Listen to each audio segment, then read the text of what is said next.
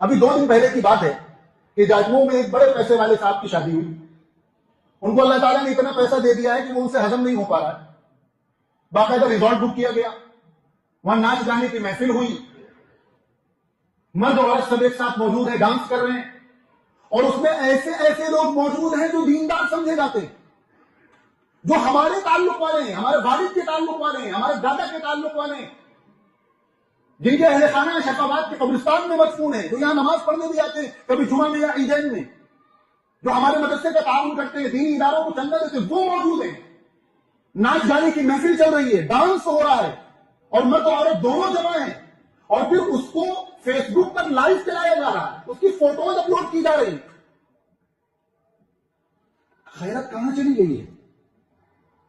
کہاں چلی گئی ہے شرم؟ کرنا تو یہ چاہیے تھا کہ ہم ڈائریکٹ ان سے جا کر بات کر لیتے, لیکن 2 طرح کے الگ الگ گناہ ہوتے ہیں. اگر کوئی آدمی کسی ایسے گناہ میں مبتلا ہے کہ جس کا امپیکٹ صرف اس کی اپنی ذات تک ہے, تو پھر جا کر اس سے بات کی جائے گی.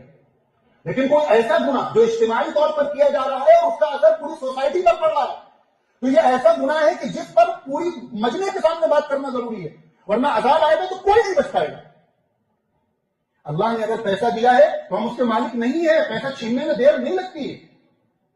جو اللہ آج پیسہ دے سکتا ہے وہ کل کو بھکاری بھی بنا سکتا ہے, اور ہمارے سامنے مثالیں موجود ہیں.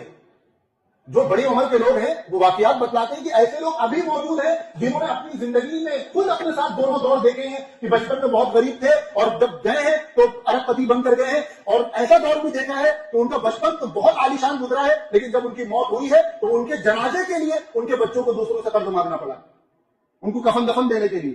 تو پیسے پر اتنا اترانا نہیں چاہیے کہ اللہ کے خلاف اعلان بغاوت کر دیں. اور جاجموں جیسا علاقہ جہاں اتنی مسجدیں ہوں, جہاں اتنے مدرسے ہوں, مکاتب چل رہے ہوں, اور دین کا کام ہو رہا ہو, داڑھی ٹوپی والے موجود ہوں, دینی شوق ہو لوگوں کا, جو 90% سے زیادہ مسلم میجورٹی علاقہ ہو, اس علاقے میں کھلم کھلا ریزورٹ بک کر کے ایک مسلم فیملی ناچ گانے کا پروگرام کرے, اور اس میں مرد و عورت سب جمع ہو, اور وہاں ڈانس ہو, اور اچھے اچھے دیندار داڑھی والے وہاں بیٹھے, اور حقہ چل رہا ہے اور ساری چیزیں چل رہی ہیں, اور اس کو فیس بک پر لائیو کیا جا رہا ہے. مطلب اللہ میاں کو منہ چڑھایا جا رہا ہے کہ آپ جو کرتے بنے کر لیجیے, ہم تو بات نہیں آئیں گے. روزانہ اپنی آنکھوں سے دیکھ رہے ہیں کہ مسلمان کن حالات سے گزر رہے ہیں, امت کن حالات سے گزر رہی ہے. لوگوں کے پاس کھانے کو پیسے نہیں, ایک وقت کا کھانے کے بعد دوسرے وقت کی گارنٹی نہیں ہے کہ مل پائے گا کہ نہیں مل پائے گا. اپنی آنکھوں سے رات دن موتیں ہوتی دیکھ رہے ہیں, پھر بھی بالکل اللہ کا ڈر ختم ہو گیا ہے, خوف ختم ہو گیا ہے, جہنم کا خوف ختم ہو گیا ہے, اللہ کے سامنے حساب کتاب دینے کا احساس ہی ختم ہو گیا ہے. اور آج ہمارا یہ حال ہے تو ہماری آئندہ آنے والی نسلیں تو اسلامی کو چھوڑ دیں گی, دینی کو چھوڑ دیں گی. اگر آج کے ہمارے اس مجمع میں ایسا کوئی ہے جس نے وہ شادی اٹینڈ کی ہے تو اللہ سے معافی مانگے. اور اگر ابھی اٹینڈ نہیں کی, پری ویڈنگ سیریمنی تھی, یہ ایک عجیب چیز نکالا ہے. اگر کسی کو دعوت آئی ہے اور اس کا وہاں جانے کا ارادہ ہے تو وہ اللہ سے ڈرے اور اللہ کے لیے نہ جائے, اور بتلائے کہ میں آپ کی شادی میں اس لیے نہیں آیا کہ آپ نے اس طرح کا اجتماعی گناہ کیا ہے جس پر اللہ عذاب نازل فرماتے ہیں پوری قوموں پر. اور جب عذاب آتا ہے تو کوئی نہیں بچ پاتا ہے, چاہے وہ گناہ کرنے والا ہو یا پھر اس پر خاموش رہنے والا ہو. ہمارا کیا ہے؟ ہو سکتا ہے ان تک خبر پہنچے کہ مولانا نے جمعہ میں یہ کہا تھا تو ان کو برا لگے, تو کسی کو برا لگنے سے ہمارا کوئی نقصان نہیں ہوگا, کوئی نقصان نہیں ہوگا.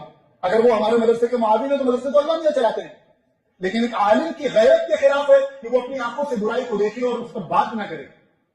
میں نے وہ دلی سے واپس آ رہا تھا, فیس بک کھولا تو وہ ہمارے ہی تعلق والے ہیں, جاننے والے, وہ اس کو لائیو چلا رہے تھے بہت مزے سے, فخریہ خوش ہو کر لائیو چلا رہے تھے. تو پہلے تو مجھے یہ لگا, پہلے تو چہرہ دیکھ کر شوق ہوا کہ ایسے ایسے لوگ یہاں موجود ہیں, اس مجلس میں موجود ہیں, یقین نہیں کر سکتے, یہ تو دیندار سمجھے جاتے ہیں.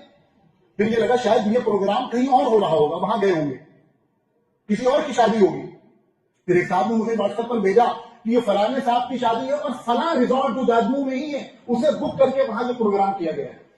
2 دن ہو گئے کہ عجیب بے چینی, رات کی نیند آ رہا ہوں. میں نے اپنے ساتھیوں سے کہا کہ مجھے جہاں موقع ملے گا میں اس کا تذکرہ کروں گا, بھائی میرے بس میں تو اتنا ہی ہے, ہم جا کر گربان پکڑ کر تو نہیں روک سکتے, لیکن جہاں جہاں اللہ نے موقع دیا اس کو ضرور ذکر کروں گا, اپنی ناراضگی کا اظہار کروں گا, تکلیف کا اظہار کروں گا. پھر باقی اللہ مالک ہے, جس کا دل چاہے وہ اس کو ساتھ دے, جس کا دل چاہے ساتھ نہ دے. ہمیں تو یہ کرنا ہی کرنا, کسی کو برا لگے اچھا لگے, اللہ خوش ہو جائے, دنیا ناراض ہو جائے تو فائدے کا سودا ہے.